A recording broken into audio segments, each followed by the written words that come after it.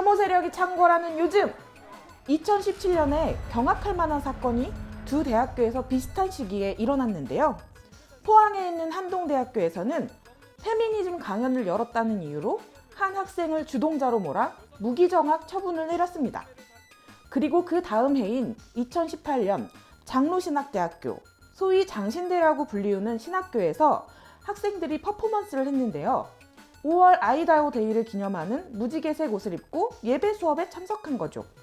이 퍼포먼스에 참여한 학생들에게 유기정학부터 엄중 경고까지 학교는 징계 처분을 내렸습니다. 대학에서 강연을 열고 옷을 입었다는 이유로 징계당하고 쫓겨난 사람들, 지금부터 만나보시죠.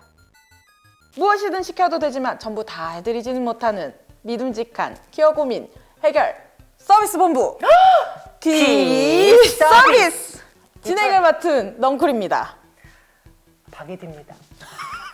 네, 오늘은 특별한 분들을 모셨는데요. 에디의 의상을 보면 우리가 또 알 수 있죠.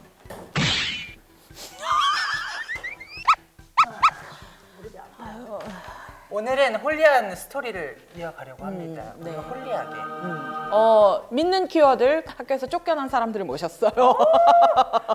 여러분 반갑습니다. 안녕하세요. 저는 젠더 남 바이너리 레즈비언 프라우드 레즈비언 조수아입니다. 네, 안녕하세요. 저는 인간의 영, 곰팡이, 젠더 논바이너리, 바이섹슈얼 언저리 무언가 지민이라고 합니다. 반갑습니다. 네, 안녕하세요. 저 오늘 예배를 끝나고 예배 마치고 온 예비 목사 서총명이라고 합니다. 반갑습니다. 할렐루야! 할렐루야! 반갑습니다. 네. 오늘 이렇게 의상도 또 준비해 오셨는데 근데 좀 조심스러웠던 것 같아요. 음. 혹시 나로 인해서 이 옷으로 인해서 상처를 받으시면 어쩔까 하는데 보지도 않으시더라고요. 상관없는 걸로. 저는 모든 걸 전복하신 예수님의 모습. 네. 왜냐면 사람들이 주로 이제 예수는 남자이고 그다음에 분명히 중동인인데 그림에는 매우 서양인으로 나오고 동양인 트랜스 여성 그렇죠. 네. 플러스 작아졌어. 정말 예수님의 성품과 닮았다. 작아졌어. 성전을 뒤엎는 예수님. 너희는 나를 알지 못하느니라. 성전. 성전 예수님. 오. 그 감정의 표현을 엄청나게 잘 하시고. 배웠어. 진짜 배우신 분. 주일이라 제가 아침에 교회에 가서 예배 드리고 이제 한 3, 4시까지 있다가 이제 바로 온 거거든요. 그래서 교회에 있다가 딱 여기 와서 딱 뵀는데 교회에서 못 만난 예수님을 여기서 만나는구나. 주님이 어디 계신가 했더니 여기 계셨구나. 오늘 주님 2호선 타고 왔어요. 3월에 이제 개강을 하잖아요. 신학교는 개강을 하면 다 같이 이제 2박 3일 수련회를 가요. 그 수련회 첫째 날 밤 기도 제목이 이 차별금지법 제정을 막자라는 기도 제목이었어요. 그거를 이제 그 신학생들 한 5, 600명이 모여서 막 통성으로 기도를 막 했거든요. 그 기도 제목 가지고. 제가 이제 그 자리에 있었는데 차별금지법을 반대하자라는 기도 제목으로 기도하는 건 옳지 않다라고 생각을 해서 뭘 해보자라고 해서 막 강연도 열고 막 했어요. 학교 안에서 의미가 있으려면 채플실 안에서 하는 게 예배 때 하는 게 되게 의미가 있겠다라는 생각을 했어요. 그러니까 저희는 이제 무지개색 옷을 입고 채플을 드렸는데 그냥 집에 있는 거 입고 와서 좀 이렇게 기념하자 아니면 이렇게 우리가 있다는 걸 알리자. 각자 그냥 집에 있는 색깔 너 뭐 있어? 너 빨간색 있어? 너 주황색 있어? 그래서 딱 맞춘 거거든요. 그래서 딱 그날 아침에 모였는데 이거 주황색 아니잖아. 제가 막 그랬어요. 이거 황토색이잖아.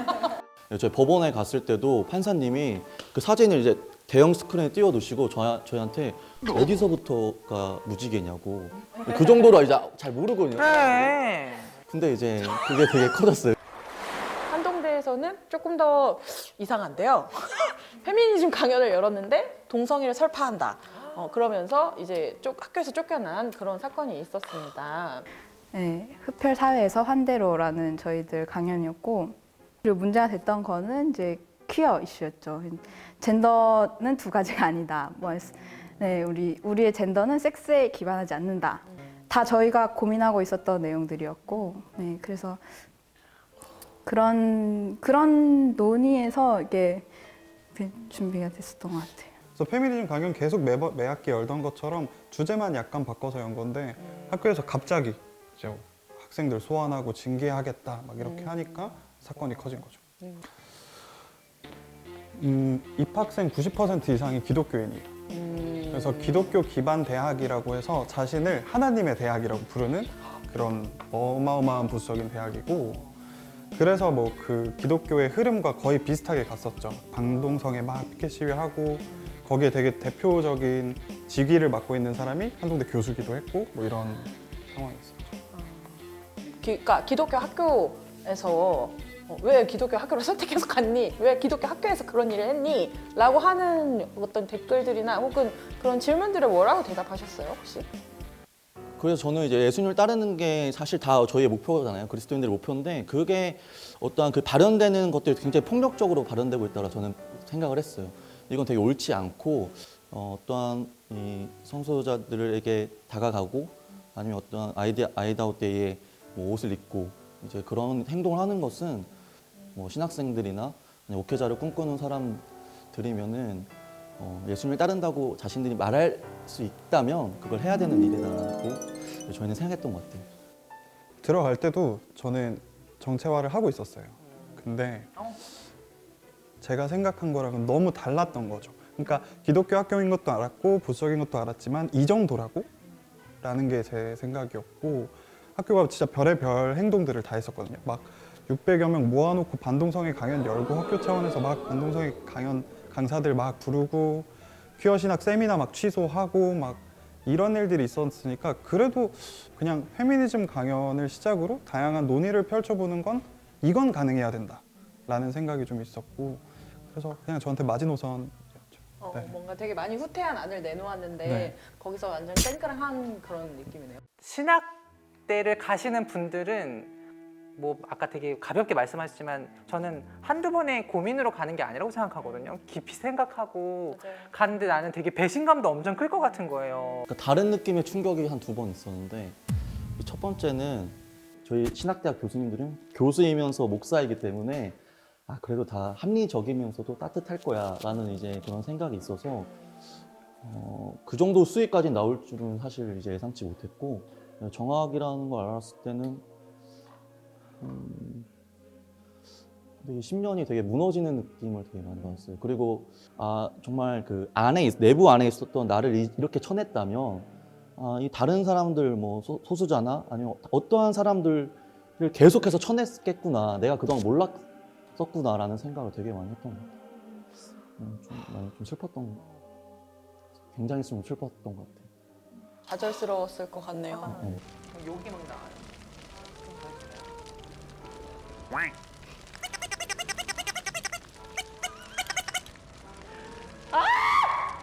죄송합니다. 네. 그래서 저희 학교에 이제 징계 재심 절차가 있었어요. 학교가 내민 이제 징계 그 사항들이 있으니까 그걸 반박하는 글을 써서 이제 교수님들한테 갔어요. 교수들 갔는데 교수님들이 딱 저희한테 하는 말이 그냥 징계 받아라. 왜 그러냐면 이 징계는 교수님들이 눈물로 기도하면서 내린 징계다. 뭐. 그러니까 너네 징계를 네가 받아라. 징계 받아. 이렇게 말씀하시는 거예요. 근데 저희가 어떤 걸 충격받았냐면 뭐 논리적으로 반박을 해서 찾아갔는데 눈물로 기도해서 내린 결론이야. 그러니까 받아. 그래. 그럼 내 기도는 안 들어주신 건가? 지금 이 교수님의 기도는 들어주고 내 기도 방언으로 할 걸 막 이런 기도 약했나 지금? 기도가 졌다.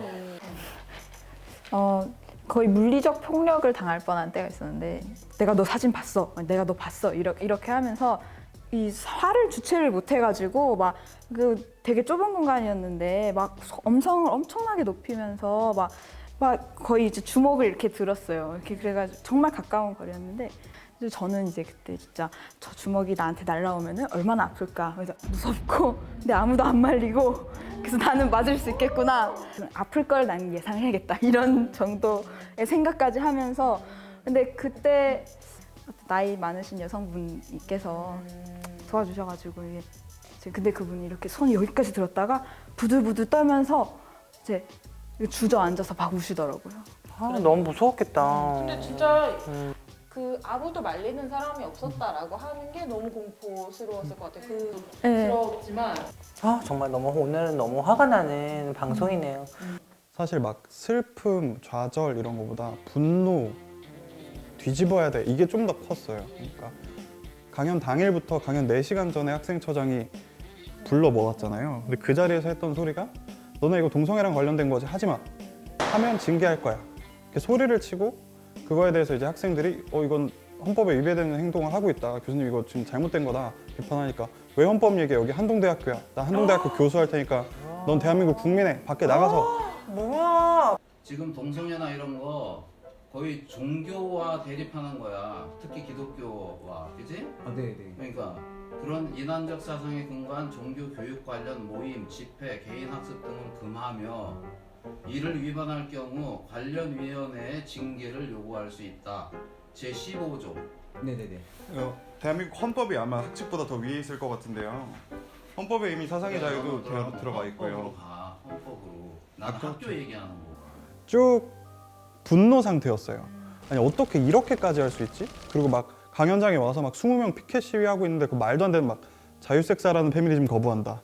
동성애 이론 소개한 주디스 버틀러 거부한다. 하나님의 창조 질서 어긋난 페미니즘 반대한다. 막 이런 말도 안 되는 말들. 이렇게 처음엔 웃기다가 이걸 너무 진지하게 하니까 점점 저도 화가 막 나는 거예요.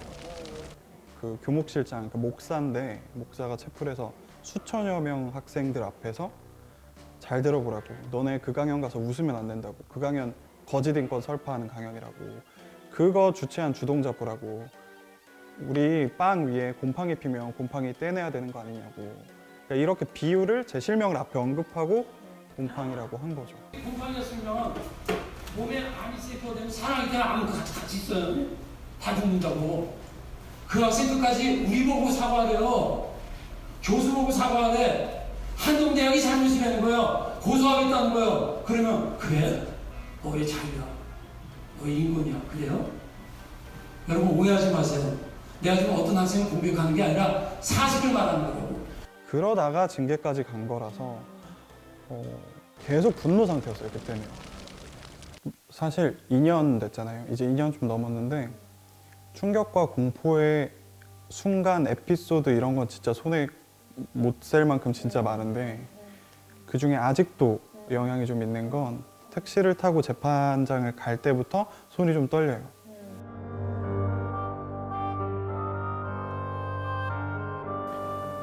왜냐하면 재판장에 딱 내리면 누군가 저를 늘 기다리고 있어요. 그 교계의 소위 혐오 세력의 무리들이. 그래서 이게 교계의 조직적인 움직임이라는 게 얼마나 무서운지 저는 그럴 때 많이 느꼈는데 우선 기본적으로 승합차가 몇 대씩 막 와요. 그러면 이제 거기서 우르르 내려가지고 저를 이렇게 이렇게 내려다보면서 이렇게 째려보죠. 그리고 이렇게 되게 공격적인 눈빛으로 째려보시는 분도 있고 그다음에 그 포항의 법원의 재판장 문이 요만해요.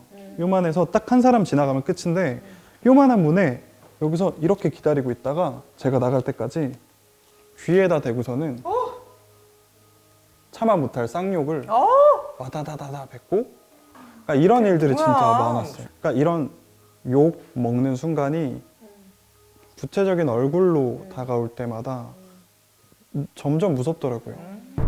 2020년 1월 30일 지민님의 무기정학 처분 무효 확인 소송 선고가 있었습니다. 대구지법 포항지원은 무기정학이 무효라고 판결했습니다. 너무나 상식적인 판결이었지만 길고 긴 투쟁으로 이뤄낸 쾌거이기도 한데요. 이 쾌거를 이뤄내신 여러분 축하드립니다.